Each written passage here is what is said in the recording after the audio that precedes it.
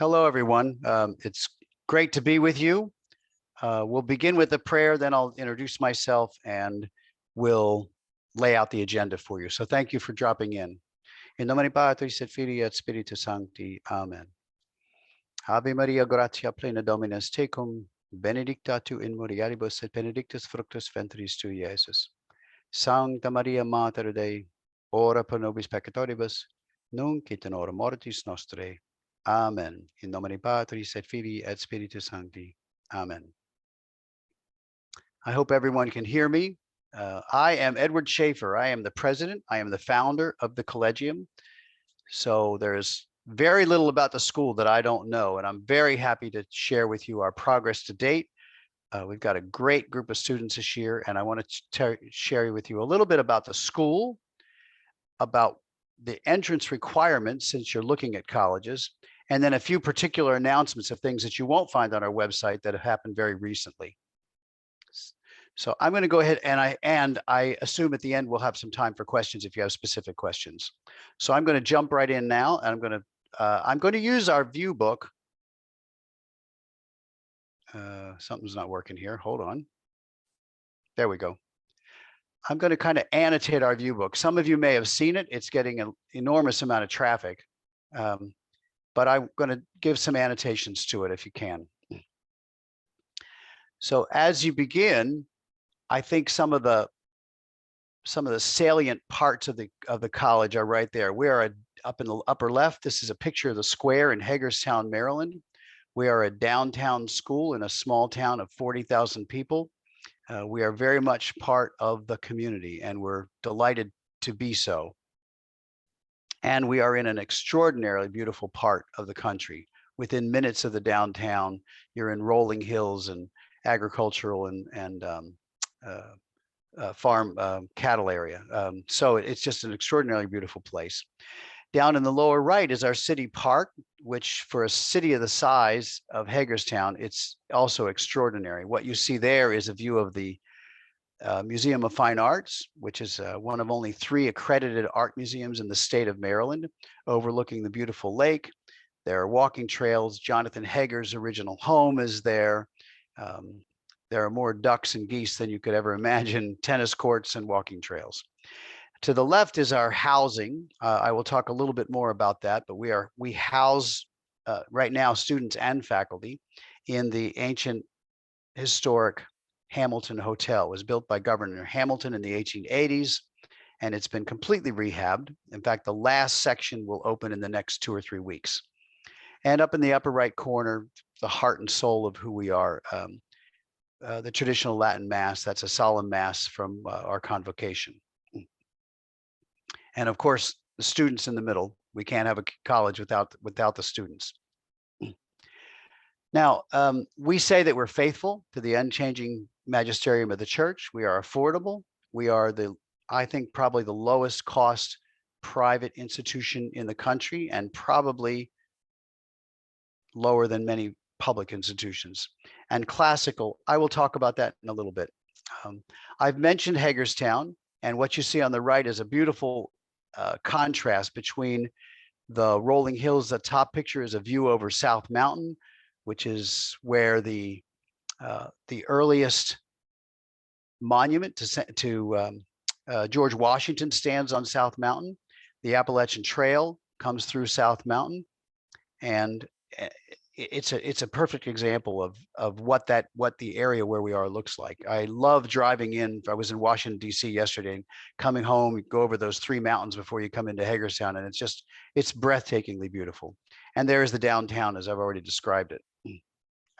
Our home is right up this street. We're 1 block up this street. This is the street to the library. So some of our facilities, we have a unique model in many ways. As enrollments around the country are declining, institutions are really struggling with these large infrastructures that they've built up, and now they don't know how to support them. And we've tried an entirely different model.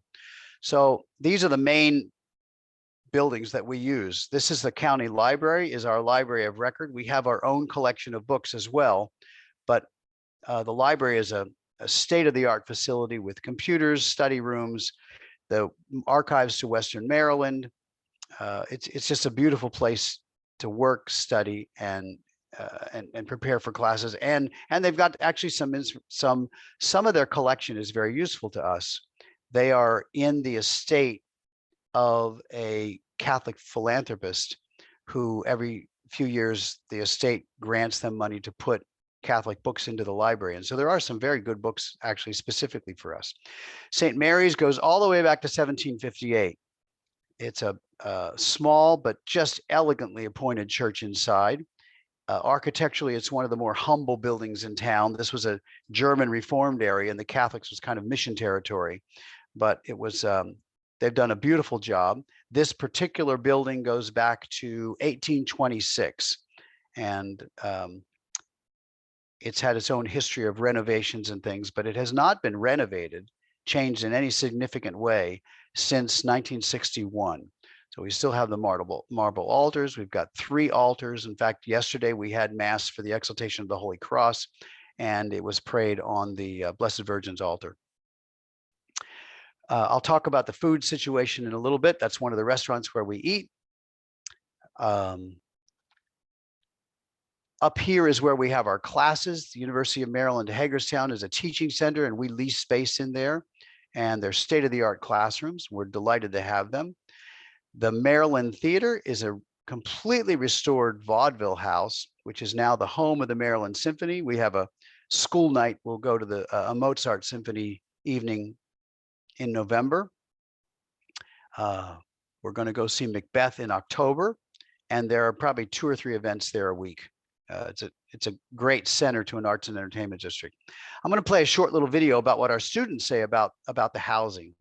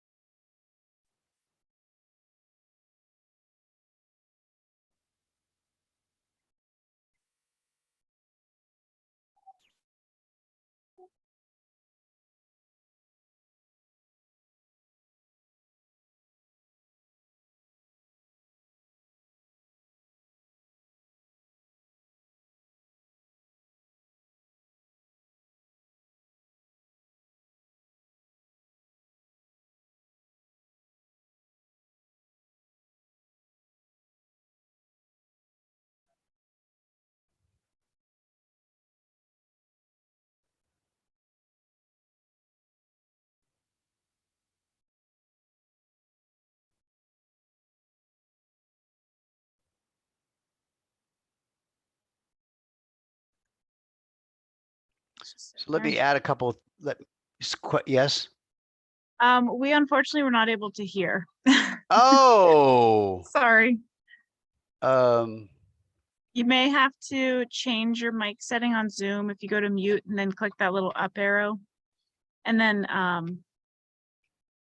select a different speaker than your microphone.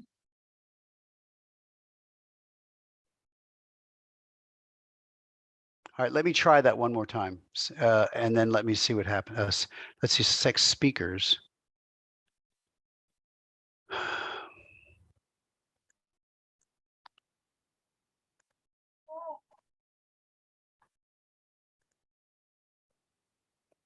Let me know if you hear this. Nothing yet. Is that okay? No.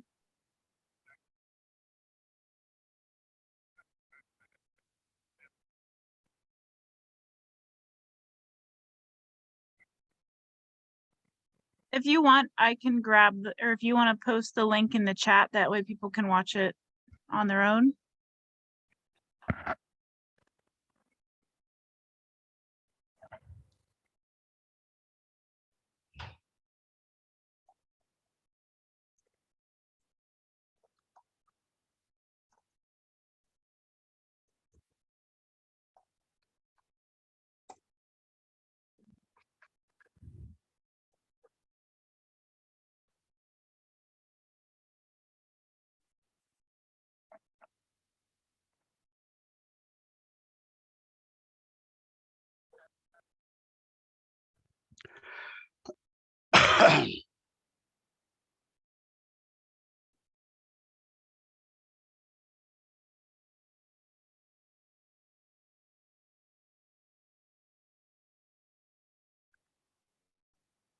Was that any better?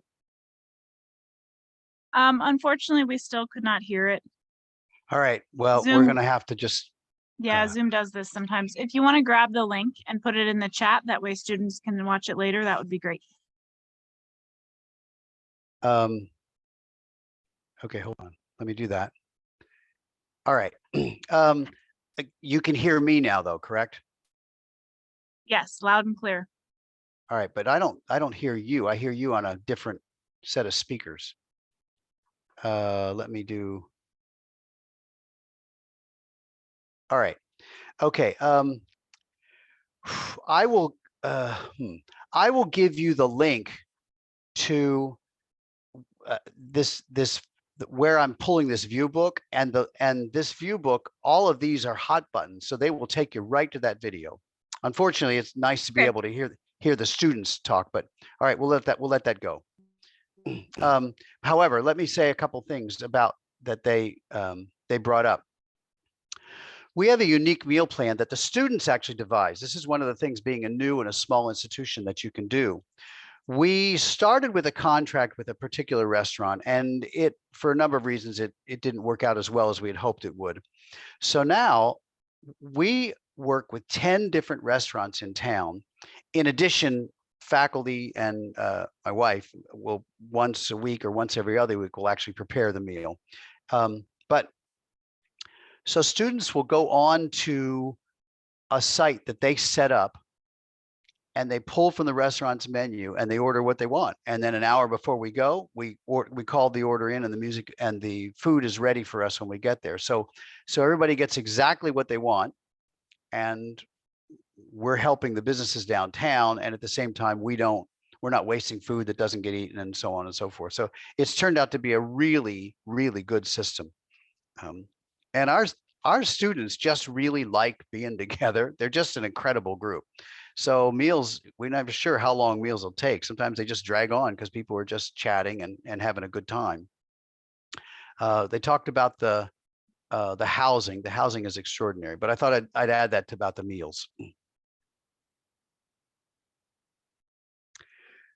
These are our faculty at this point in time. Philip Burns is from the University of Houston in University of St. Thomas in Houston, and he's a brilliant philosopher, and he's got a master's in theology as well. I teach Latin and music. My wife does everything. Mr. Stover is our classicist, so he teaches the humanities seminars, and he also teaches Latin. And Mr. Burns also at the moment teaches our early logic courses. We will probably be adding a someone to take the logic sequence and a Latinist, maybe a full-time theologian. Two of those three, someone will join us either in the spring or next fall.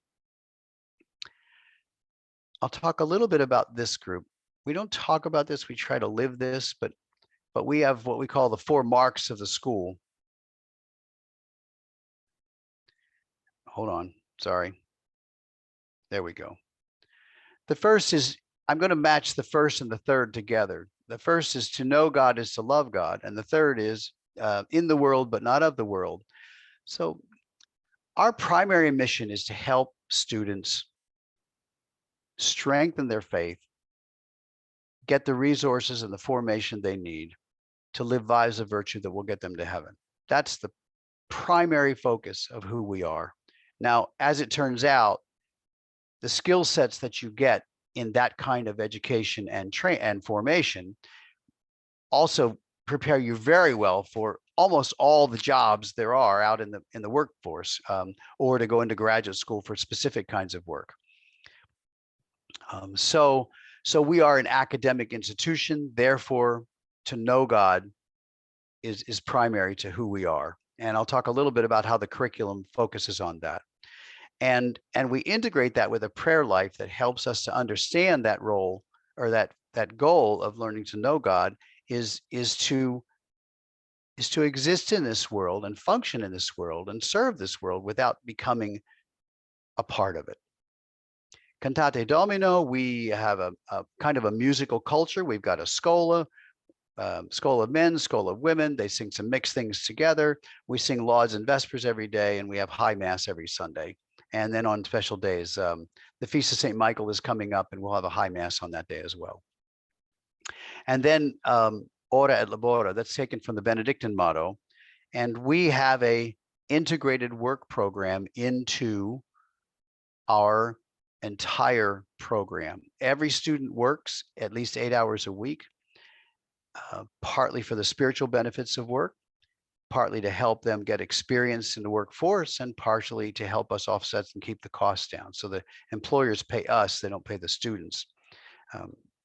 They work in all sorts of different things downtown. We've got students doing catering, making watches, working in a real estate developer's office, working in a copy shop, doing testing, monitoring, working in a digital advertising company, working up at St. Mary's grade school.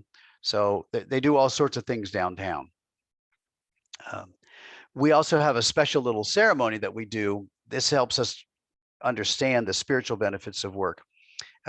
Every Friday before the students also, I'm sorry, I'm jumping around. Students also help with the kitchen duties. We run a breakfast room. So we have our meals for lunch and dinner in local restaurants, but we supply the breakfast in a breakfast room in our hotel. It's kind of like a hotel breakfast. If there's special things students need, they put them on the board. We shop for them so that we can customize it a little bit. But they take responsibility for cleaning up the breakfast room. One person's in charge each week. That person trains the next person, and so on. So they'll over the course of the year, they'll do it once or twice a week, once or twice in the year. And we have a little ceremony that helps them to internalize the spiritual value of this kind of work.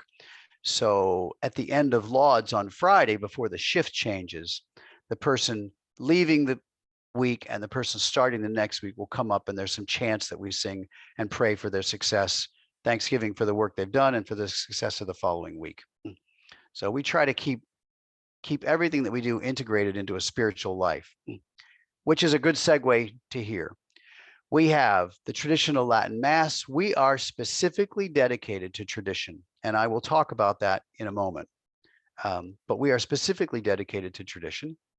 There is an adoration chapel at the parish, regular confessions, the pastor's available for spiritual counseling. We sing the Angelus before lunch and dinner, grace before and after meals, Lauds and Vespers every day, and the Rosary every day. And it's integrated into the schedule. It doesn't mean, it's not like people can't do it because they've got a class or something. We have no classes during prayer. Now, I will also give to you an announcement that is in the works. It's not public yet, but we have been given approval by the bishop, by our archbishop, to seek a full-time chaplain. And we're very excited about that. We have to bring him the right person. And this is going to take a bit of a process. I don't know if it'll happen in the next few months or it'll take 6 or 8 months, but certainly by the time any of you come here, we should have a full-time chaplain.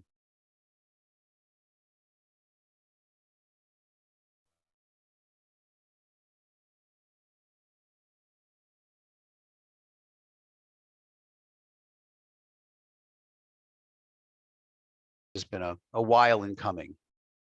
So we have a robust spiritual life. It's key to who we are. And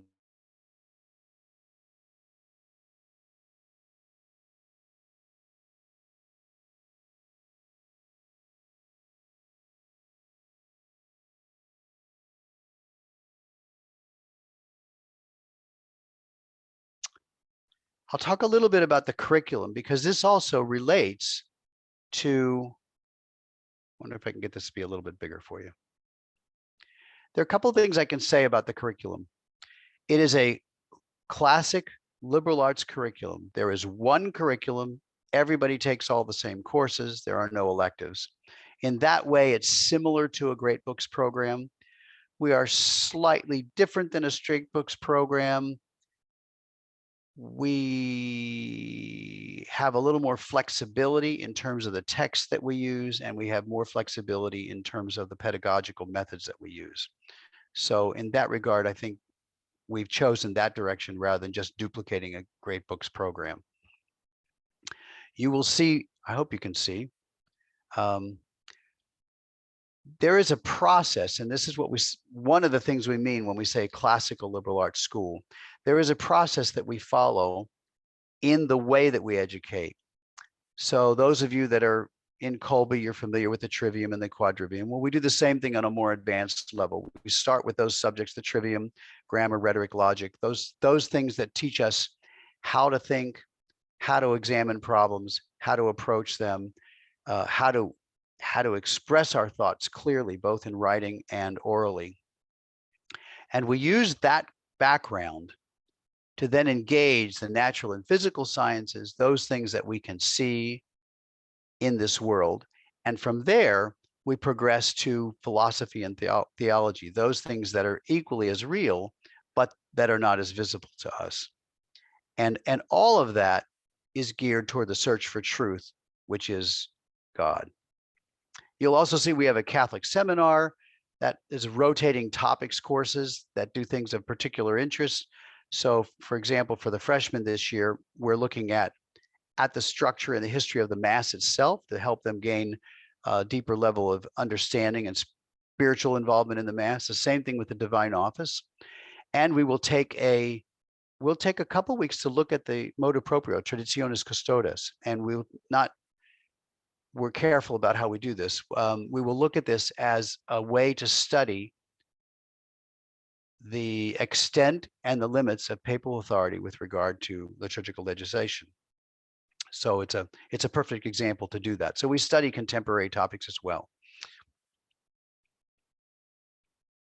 Oh, and then in that particular seminar, which helps us in the science and math, I think we're the only place that does this. Science cannot be taught abstractly. We see today what's happening in society when science abstracts itself from reality and the kinds of horrors that are happening in the scientific world as a result. Science must be grounded in the proper philosophical approach, the proper search for truth in science. And we prepare our students for this in the first semester, in the Catholic seminar in the first semester. And then we continue to do that before we actually hit the science courses. So there's kind of a cohesiveness as well that the curriculum integrates entirely together. You'll often find things that happen in one course that are bouncing into another course as well. The faculty talk all the time, and we interchange topics and things that are happening from one course to another to reinforce them. So I think we're the most integrated curriculum you'll find anywhere, and we're certainly the most cohesive in terms of our philosophy and in terms of the way we live that philosophy out in the curriculum. And the last thing I'll say about the curriculum is that as a classical curriculum, we're classical in the way that I just described, but we're also classical in the sense that if our curriculum is grounded in the writings of Scripture, the writings of the early church fathers, the writings of the church doctors, and the great saints, it only makes sense that our spiritual life is also grounded in the same, quote, classical mass that nourished and strengthened the faith of these people in the things that they wrote. And so that's the other reason that we're dedicated to tradition. I'm gonna show you a little video about. No, I can't show you the video. All right, so then let me just say that's one reason why we embrace tradition, because it makes sense in our curriculum. The other reason we embrace tradition is that if you look at the statistics, and nobody wants to talk about this, but if you look at the statistics, it turns out that young men and women, 18 to 30, this is an incredibly vulnerable time in their life. I know many parents will say, well, I've given my son, my daughter, everything I've got. They're 18, they're now adults, and I think they can stand on their own 2 feet. Well, the truth is that the data will say that they don't, that they're incredibly vulnerable and they're highly suspect or susceptible to what happens in college. And less than 20% of young Catholic adults, in fact, some of the numbers go as low as 7%, but less than 20% of young Catholic adults attend Mass regularly. However, if you filter that data, looking at young Catholic men and women who embrace tradition and attend the traditional Latin Mass, that regular attendance goes up to 98%.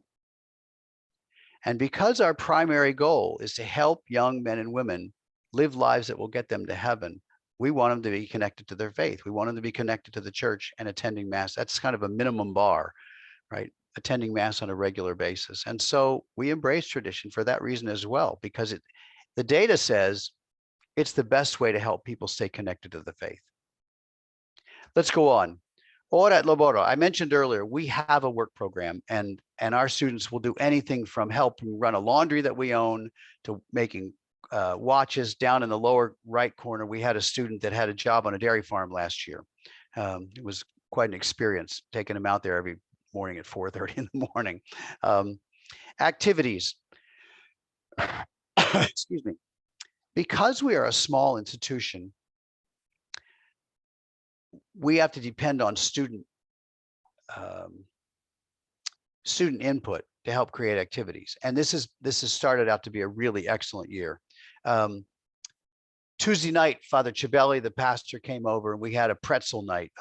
Mr. Stover, who is our classes, is always also a fine baker. So we had pretzel night. Everybody was up making pretzels and eating pretzels until I don't know how late. Last weekend, there was a local city fair in Boonesboro, and so everybody took off there, and some of the people got some stuff for their rooms and had a great time all weekend. Next week, we're going kayaking. We take 2 days a semester to go out and do things that in the area that students wouldn't do on their own if they were here. And so we're going kayaking next Tuesday. So we want to make sure we talk about all the things that we can do in the area. We want to make sure that students actually take advantage and do that. We have a good relationship with St. Mary's. As a basketball night. I forget whether it's Wednesdays or Thursdays. There are 5 state parks. Last semester, we went to Emmitsburg with the Seton Shrine and the Lord's Shrine up in Emmitsburg.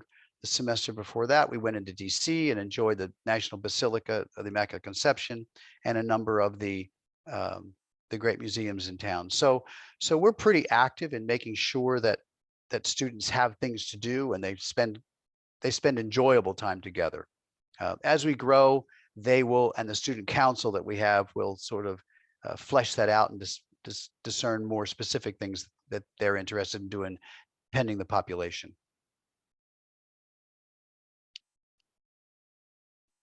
I've talked about tradition, so I don't think I need to talk about that at this point. I will say that we have a very good relationship with our bishop. We are not officially a Catholic school in the sense that, we have the trademark, but we have a very good relationship with the bishop, and he's very supportive of what we do. That's why he's given us the mandatum and why he's given us the go ahead to get the chaplain. So for all practical purposes, we're a Catholic institution. We just can't say that. I would say that if you're wondering, we chose that in particular because when we came to the bishop, we just didn't think it was fair to ask him to put an official stamp on a new organization that he didn't start. And so we're taking the sort of Gamaliel approach and saying, look, let's just have a good relationship. Let's work together and see how it works out. And at some point, I imagine the bishop will come to us and probably say, I think it would be a good idea if you were part of the diocesan fold and we're going to make you officially a Catholic institution. And that may well be, and it may not. We may just have a good relationship. To be honest, tradition is kind of on a hot seat today. And so if you're traditionally oriented, having a little distance is probably a good thing too. So that's the nature of our position at the moment. I just don't want people to think we're some sort of a renegade operation, because we're not. We have a completely transparent and a good relationship with our Archbishop. All of you are homeschoolers, so I will say that we are very homeschool friendly. We have 8 students with us this year, and all of them but one is homeschooled. Excuse me. I homeschooled my children. William Stover was homeschooled all the way through high school. So we understand the homeschool world. There is a link on our website that will take you to a page that talks about our entrance requirements and specific things that homeschoolers can do to take advantage of their homeschooling opportunities. So I want you to feel very comfortable about being a homeschooler and applying to the Collegium. All right, I'm going to stop sharing. I am going to make a couple of announcements and then open up to questions. The first announcement is you can come and visit the Collegium at any time. There's a form to fill out, or you can email me and we'll arrange it. We do have a special day coming up. September 29 is our kind of patronal feast day, St. Michael. And so we've got a high mass that day, and we've got some special activities. So you're more than welcome to come that day, but you can come any day and sit with us. The second thing is, if you are interested in applying to the Collegium, anyone who applies has a completed application before November 1st, we will guarantee you the tuition, room, and board for this year. And the tuition, room, and board for this year is $16,800. That's not just tuition, that's tuition, room, and board. And it includes, and it's for the whole year. That structure might change a little bit next year. We may fold the cost of books into the tuition. We're thinking about some things. But if you have a application that is completed by November 1, we will give you that rate before we raise the tuition for next year. And I'm sure we will have to. Our rents have gone up 50% and our food has gone up about 30%. So I'm sure we will have to raise the tuition next year. So you want to make that in your mind. The last thing announcement I will make is that we will shortly be seen in the Newman Guide to Catholic Colleges. It's taken us a while to get in there, but finally Patrick Riley, the president, came up, visited our faculty. He actually spoke at our convocation. They have endorsed us. We're just going through the paperwork now. So at some point, I don't know if it'll be a week or a month or 2 months, but you will see us in the Newman Guide to Catholic Colleges. And I think that's pretty much everything that I wanted to share with you. So I'm more than happy to open up to questions. Now, Bridget, you may have to help me figure out how to do this. Okay, if you click on the bottom Q&A, you'll be able to Yes. see the questions there. Great. And I would encourage anybody to put their questions in that Q&A pod. Okay. Rebecca has asked, what books will the freshmen read this year? Is literature integrated with history? If you go look at our curriculum, our reading list, as we're developing it, is there. So you will see everything that the students read. We also have 2 specific literature courses. This was made after last year. We said, they read literature, but it's all hyper-focused on the topic of the course. And we need an opportunity for students simply to read good Catholic literature that's not specifically tied to a course. And so in the curriculum, there are now 2 specifically just open literature courses.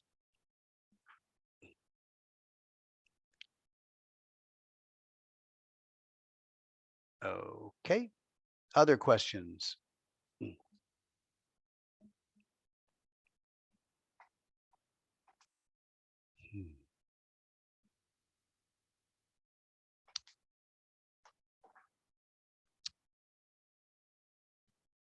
Well, anything else I should cover, Bridget?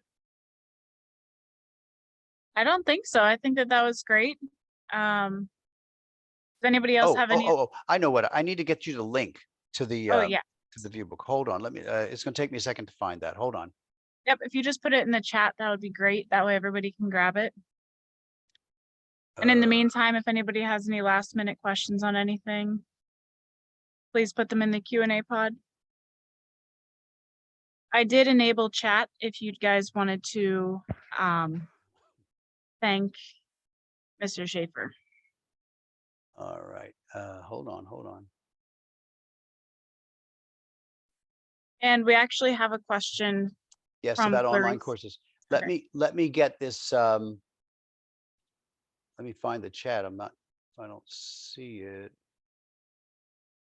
I don't see the chat in the bottom. Here we go. All right, here is the link. And that view book will they're hot links all through it. So you can find things. You can find the videos that pop up and explain it in more detail. And the view book also comes right in front of you as soon as you go to the home page. All right, online courses. We do not have online courses at this time per se. I don't know if we ever will get into them. However, if someone wants to stream into one of our courses and attend the course, you have the schedule to attend live, we will register you to do that. So we can allow you to come in online. It's just not a separate course. You will actually be in the class with the live students. You'll just stream into the classroom. So that is a possibility. Again, write to me, and let me give you my email.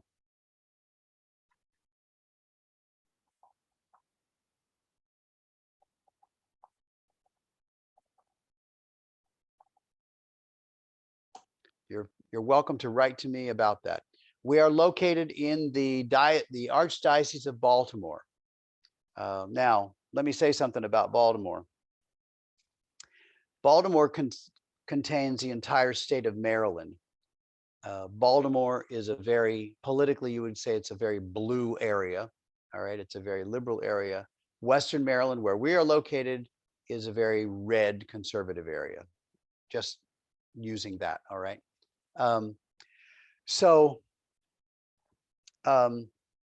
Archbishop Laurie, I think sometimes gets a bad rap among traditionalists, and I don't know that it's entirely deserved. He has invited the fraternity in.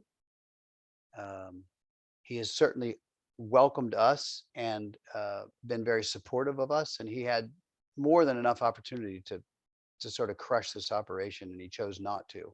And we just met with him last week. He's very supportive of what we do. He understands the curriculum. He's very supportive of it.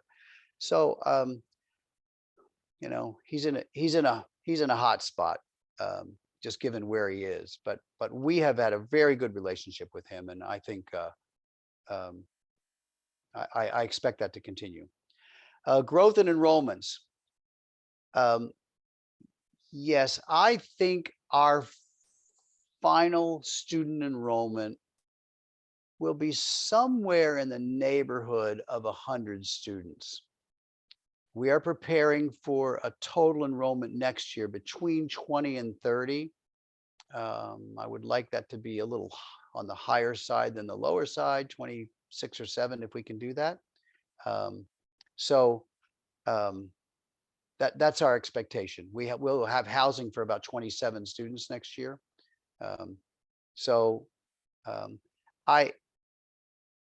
I will tell you, I think that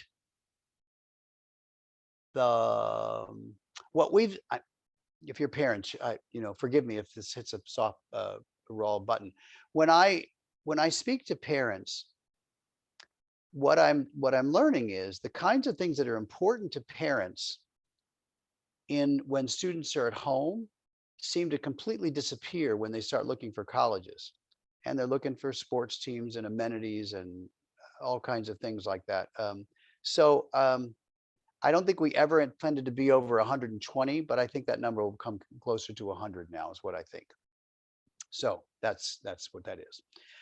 Is Latin the only foreign language included in the curriculum? Yes. William Stover is well versed in Greek, and if people wanted to study Greek, he'd be more than happy to start a Greek club or something like that. But in the curriculum, it's just Latin. And the reason for that is this. It takes a good 2 years of Latin for someone to be fully versed in the grammar and in enough vocabulary. How many people have taken 2 or 3 years of Latin and they don't know a word that's going on in the mass? I mean, right? Because they're prepped for classical Latin or something. So it takes a good couple years to get to get the basic familiarity with the language. And it's only then that you're really ready to jump into either, translating hymns or reading the Psalter or reading scripture or reading classical works. And so we focus on the one so people can get really good at it. If people want to take Greek, Mr. Stover is happy to start a Greek club and do that. I think I mentioned boarding a little earlier. We all live in it's a historic hotel. The men are on one side, the women are on the other. There is no inter-wing visitation. Inter-wing visitation will get you kicked out of the school in a heartbeat. So there are some common areas in the building. There's a St. Gregory room on the first floor. There's a breakfast room on the second floor where there's no housing. We eventually will take over the whole building. Right now we have the whole third floor, part of the fourth floor, part of the second floor. And so we'll expand and eventually take the whole building over. And the meals I mentioned, the students, we work with 10 different restaurants to provide the meals for the students for lunch and dinner, and breakfast is served internally. So great.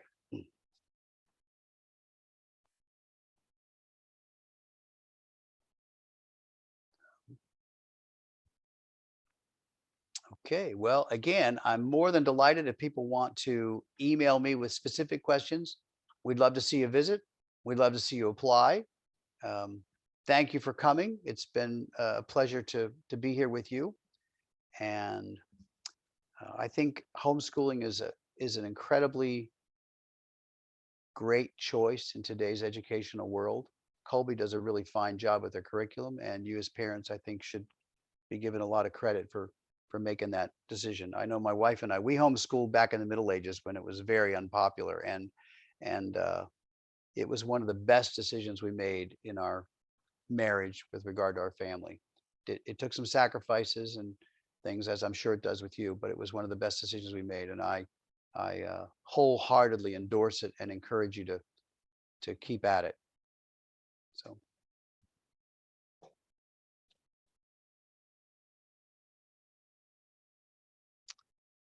Okay.